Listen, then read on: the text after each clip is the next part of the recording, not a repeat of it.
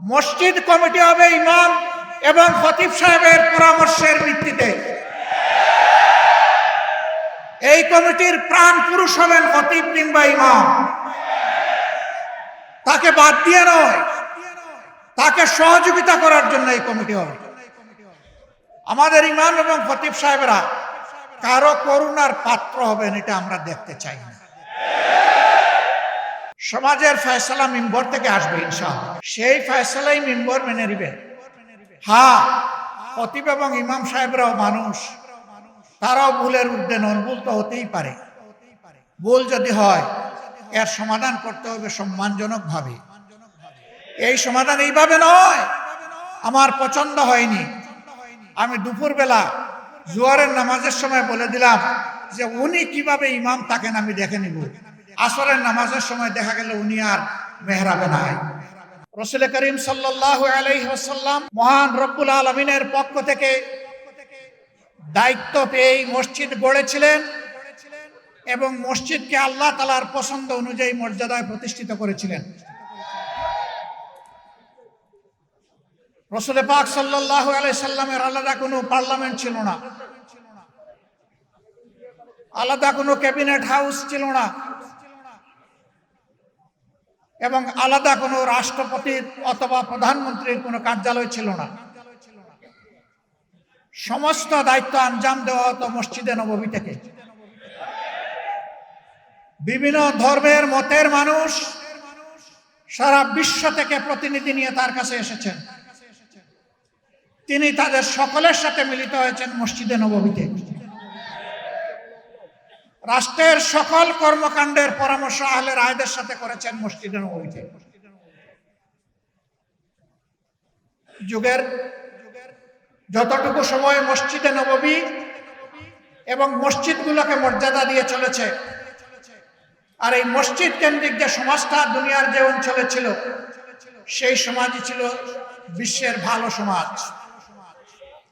আর রাসূল করিম সাল্লাল্লাহু আলাইহি সাল্লাম যে সমাজ মসজিদে নববীকে কেন্দ্র করে গড়ে তুলেছিলেন, সেই সমাজ সম্পর্কে আল্লাহ তাআলার পক্ষ থেকে তিনি সার্টিফাই করে গিয়েছেন, খায়রুল কুরুনি কারনি সুম্মাল্লাযীনা ইয়ালুনাহুম সুম্মাল্লাযীনা ইয়ালুনাহুম। হে বিশ্ববাসী, তোমরা জেনে রাখো, আজ আমি যে সমাজ ব্যবস্থা গড়ে তুলেছি আল্লাহর কিতাব এর ভিত্তিতে, এই সমাজটাই হচ্ছে বিশ্বের সর্বশ্রেষ্ঠ সমাজ। এর আগে এই ধরনের কোন সমাজ জন্ম নেয়নি, এর পরে ওই ধরনের কোন সমাজ জন্ম নেবে না। সুতরাং ওই সমাজকে অনুসরণ করে যেই সমাজ ব্যবস্থা গড়ে উঠবে, সেই সমাজ ব্যবস্থায় দুনিয়ায় শ্রেষ্ঠত্বের আসনে বসবে। নবীজির এই সমাজকে বাদ দিয়ে মন গড়া কোনো মতবাদ তন্ত্র মন্ত্র দিয়ে যে সমাজ গড়া হবে, সেই সমাজ আল্লাহর কসম দুনিয়াকে শান্তি এবং সম্মান দুটার কোনটাই দিতে পারবে না। এটি প্রমাণিত সত্য। দুনিয়ার যে কোনো মহাদেশে হোক, দেশে হোক, অঞ্চলে হোক, এটি প্রমাণিত সত্য।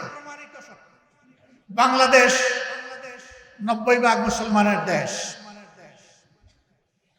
এদেশের 90% মুসলমান আল্লাহর উপর ঈমান রাখে, আল্লাহর কোরআনকে মানে, নবী করিম সাল্লাল্লাহু আলাইহি সাল্লামকে শেষ পয়গম্বর স্বীকার করে।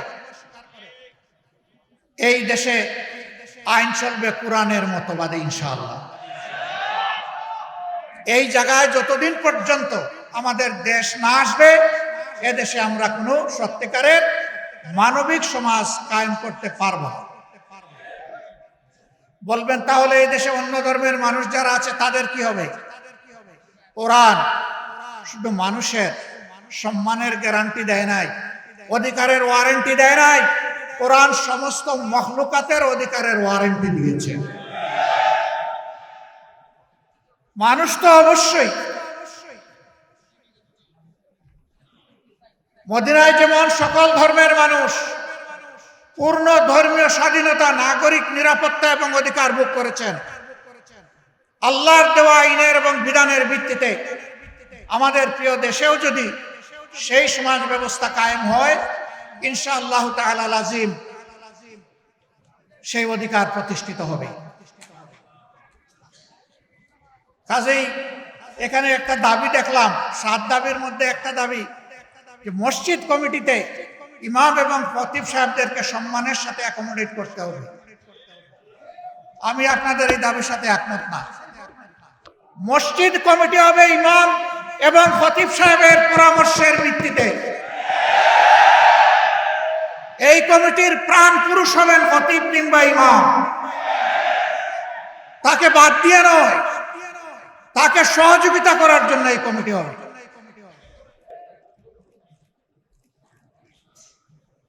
আপনাদের মর্যাদা কি ভাই?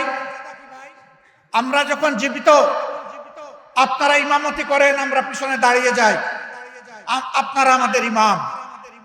আমরা যখন দুনিয়া থেকে বিদায় নেই তখনও আপনারা আমাদের ইমাম। শুধু ব্যতিক্রম এতটুকু, জীবিত অবস্থায় আপনাদের পিছনে দাঁড়াই, আর দুনিয়া থেকে চলে গেলে আমাদের লাশটা সামনে রেখে আপনারা দাঁড়ান।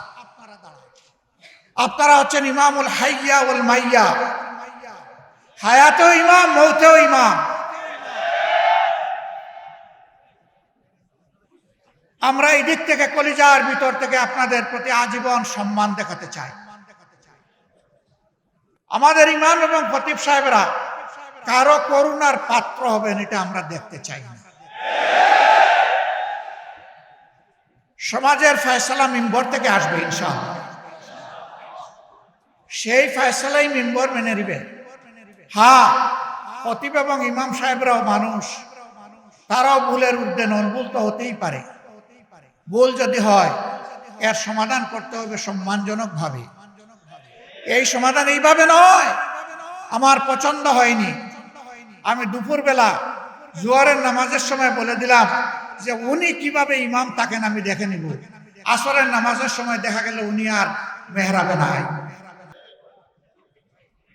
আমাদের ইমাম এবং খতিব সাহেবদের জন্য আমরা এমন ফয়সালা চাই না, এমন ফয়সালা বরদাস্ত করব না।